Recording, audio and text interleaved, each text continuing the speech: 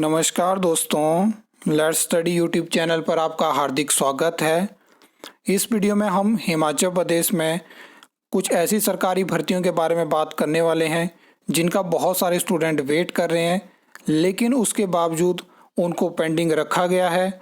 और वो क्यों पेंडिंग है, क्या क्या रीज़न है? क्योंकि कुछ वैकेंसी को पेंडिंग रखा गया रैशनलाइजेशन की वजह से, कुछ को पेंडिंग रखा गया एडमिनिस्ट्रेटिव रीजंस की वजह से, और कुछ वैकेंसी पेंडिंग है फाइनेंस डिपार्टमेंट के पास।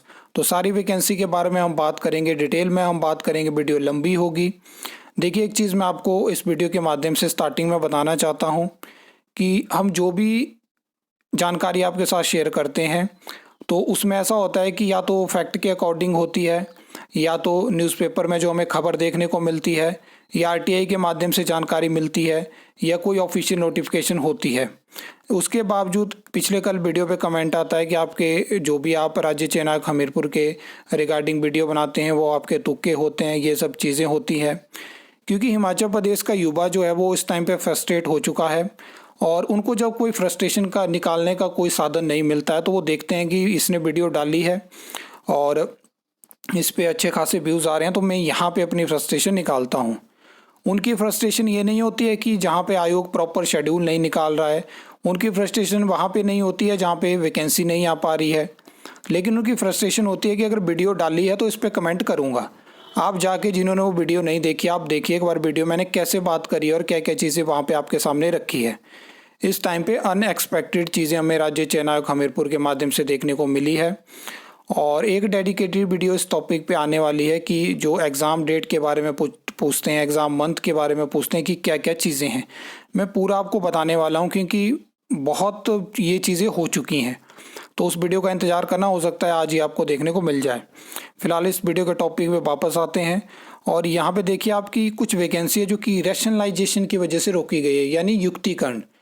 तो जिनको नहीं पता है युक्तिकरण, मैं आपको बता देता हूँ कि किसी भी डिपार्टमेंट, बोर्ड, कॉरपोरेशन में सरकार क्या करती है, या तो कुछ पोस्ट ख़त्म करती है या कुछ ऑफिस बंद करती है, जिसकी वजह से क्या होता है कि वहाँ पे जो सैंक्शनड पोस्ट होती हैं वो कम हो जाती हैं, कुछ सरप्लस पूल में चली जाती हैं, और यही रीज़न बहुत सारी भर्तियों में दिया जाता है। जैसे कि HAS 2026 क्यों वैकेंसी की एडवर्टाइजमेंट आपको अभी तक देखने को नहीं मिली, इसका रीज़न है आपको 2 दिन पहले अखबार में भी देखने को मिला, जहाँ पे सरकार सोच रही है कि HAS की पोस्ट हम ख़त्म कर सकते हैं, मतलब कुछ पोस्ट ख़त्म कर सकते हैं।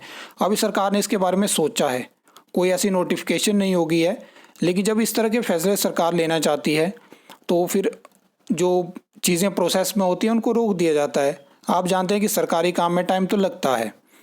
असिस्टेंट प्रोफेसर में आरटीआई के माध्यम से डिपार्टमेंट पूरी जानकारी दे चुका है, रिटर्न में वो जानकारी आपको मैं दिखा चुका हूँ। आपको पता है कि यहाँ पे फैक्ट के अकॉर्डिंग आरटीआई से जो जानकारी मिलती है उसी के अकॉर्डिंग चीज़ें बताई जाती हैं। पीजीटी की वैकेंसी के रिगार्डिंग पिछले कल ही मैंने आपको जानकारी दी है, वहाँ पे भी डिपार्टमेंट ने रिटर्न में दे दिया है कि यहाँ पे कुछ स्कूल बंद हो रहे हैं, कुछ स्कूल मर्ज हो रहे हैं, कुछ स्कूल एचपी बोर्ड से सीबीएसई में कन्वर्ट किए जा रहे हैं। तो इस वजह से अभी पीजीटी की वैकेंसी में आपको नहीं देखने को मिल सकती है। हमारे पास आंकड़ा ही नहीं है कि डायरेक्ट रिक्रूटमेंट में कितनी वैकेंसी होगी। जेई इलेक्ट्रिकल टीममेट की भर्ती भी इसी रीज़न की वजह से, क्योंकि पिछले 2-3 सालों से इलेक्ट्रिसिटी बोर्ड में भर्ती ही नहीं हो पाई है, वहाँ पे भी युक्तिकरण हुआ है, पोस्टें ख़त्म हुई हैं। लेकिन युक्तिकरण के बावजूद भी सरकार वैकेंसी को फास्ट ट्रैक कर सकती है, लेकिन सरकार की मानसिकता और सोच पे ये चीज़ें डिपेंड करती हैं। क्योंकि अगर सरकार जेई सिविल भरना चाहती है तो सरकार जेई इलेक्ट्रिकल की भी भर सकती थी, सरकार जेओ IT भरना चाहती है तो सरकार जेओ अकाउंट्स भी भर सकती थी। सरकार बहुत सारी वैकेंसी जो अप्रैल में इनके पास पहुंची उनको एडवर्टाइज़ कर दिया, और जो जनवरी में इनके पास वैकेंसी पहुंची थी JDM सिविल की उसको एडवर्टाइज़ नहीं करा। सेक्रेटरी कलर की वैकेंसी को भी डामाडोल रखा, अभी रिक्वेजिशन तो राज्य चयन आयोग हमीरपुर के पास है।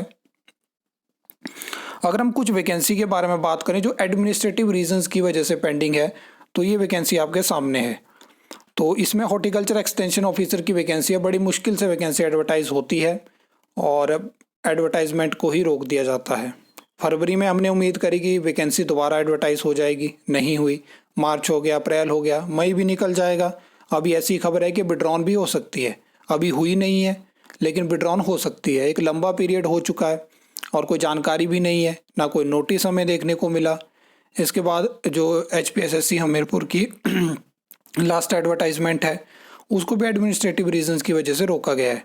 ना सरकार उन वैकेंसी को विड्रॉन कर रही है, ना उन वैकेंसी को एडवर्टाइज कर रही है। जब आप डिपार्टमेंट, बोर्ड, कॉरपोरेशन से पूछोगे तो वो बोलेंगे कि वैकेंसी प्रोसेस में है, वापस से फाइलें हमारे पास नहीं पहुंची हैं क्योंकि वो सेक्रेटरीट में है, और ना उन पे कोई डिसीज़न लिया गया, ना उनको विड्रॉन किया।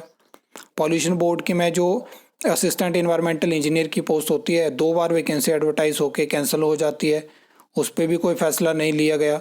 तो ऐसी बहुत सारी भर्तियां हैं जो एडमिनिस्ट्रेटिव रीजंस की वजह से या तो पेंडिंग है, या तो उनको ख़त्म कर दिया, या तो सरकार उनको भरना नहीं चाहती है। आगे अगर हम बात करें तो मैंने आपको 3 महीने पहले बताया था कि बहुत सारी भर्तियां फाइनेंस डिपार्टमेंट के पास रोकी जाएंगी। जहां पे पंचायत सेक्रेटरी की 300 वैकेंसी आ सकती थी, उनको 50% यानी 150 कर दिया गया। उसमें से 119 वैकेंसी आपको टेस्ट के माध्यम से देखने को मिली। लेक्चरर इंजीनियरिंग की पोस्टें पिछले साल पीएससी शिमला के पास जाती है एडवर्टाइजमेंट के लिए, उनको वापस भेज दिया जाता है। उसके बाद अब ये वैकेंसी फाइनेंस डिपार्टमेंट के पास पेंडिंग है। पीसीएल की भी बहुत सारी वैकेंसी है, 127 वैकेंसी का प्रपोजल पेंडिंग रखा गया है। टीसीएल की वैकेंसी है, ये टेक्निकल वैकेंसी भी है, उनमें जेओआईटी की और जेओ अकाउंट्स की वैकेंसी भी है। पंचायत सेक्रेटरी का भी मैंने आपको बता दिया। इसके अलावा भी बहुत सारी ऐसी वैकेंसी है जो कि फाइनेंस डिपार्टमेंट के पास पेंडिंग है, और इनको पेंडिंग ही फ़िलहाल रखा जाएगा। सरकार कुछ वैकेंसी को फास्ट ट्रैक करना चाहती है और कुछ को पेंडिंग रखना चाहती है। अभी देखते हैं कि कौन कौन सी वैकेंसी हमें आचार संहिता के बाद देखने को मिलती है। सबसे पहले तो आपको राज्य चयनायक हमीरपुर के माध्यम से जेडीएम सिविल की और सेक्रेटरीट क्लर्क की एडवर्टाइजमेंट देखने को मिल जाएगी। उसके अलावा कोई जानकारी और मिलती है तो आपको बताने की कोशिश करूँगा। नायब तहसीलदार का भी एक अलग मैटर है, और देखते हैं कि उसमें आरएनपी रूल्स का क्या होता है, क्या क्या चीज़ें होती है। वैसे इस साल नायब तहसीलदार की वैकेंसी एडवर्टाइज हो सकती है। इस साल के एंड में आपको अलाइड सर्विस का एग्ज़ाम एडवर्टाइज होता हुआ दिख सकता है। इस साल में एचएएस की वैकेंसी भी एडवर्टाइज हो सकती है। तो ये सब चीज़ें मैंने एक्सपेक्टेड वैकेंसी की लिस्ट में डाली थी, क्योंकि जिस तरह से चीज़ें प्रोसेस होती हैं उसी के अकॉर्डिंग हम बताते हैं। हो सकता है कि कई बार चीज़ें गलत हों, क्योंकि यहाँ सही तो कोई नहीं हो सकता है। फैक्ट के अकॉर्डिंग आप जब चलोगे, आरटीआई के अकॉर्डिंग आप जब चलोगे, तो कुछ चीज़ें गलत भी होंगी।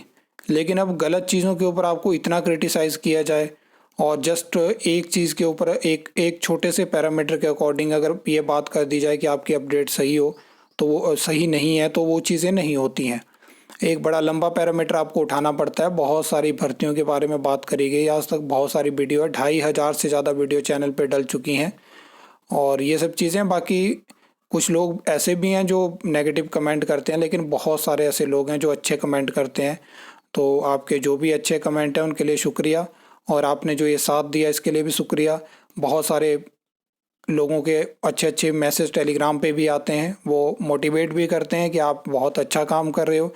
जब जिन्होंने डिमोटिवेट करना है, उन्होंने किसी भी ऑर्गेनाइजेशन में, किसी भी कंपनी में, ऐसे लोग आपको हर जगह मिलेंगे। लेकिन मैंने एक वीडियो में भी एक मैसेज के तौर में आपको बताया था कि इन लोगों से सीखिए कि इस दुनिया में ऐसे भी लोग होते हैं जो आपको नीचे खींचने की कोशिश करेंगे, और आपको हमेशा आगे देखना है और आगे बढ़ते रहना है। इसी का नाम ज़िंदगी है। आई होप आपको ये वीडियो अच्छी लगी होगी, इन्फॉर्मेटिव लगी होगी।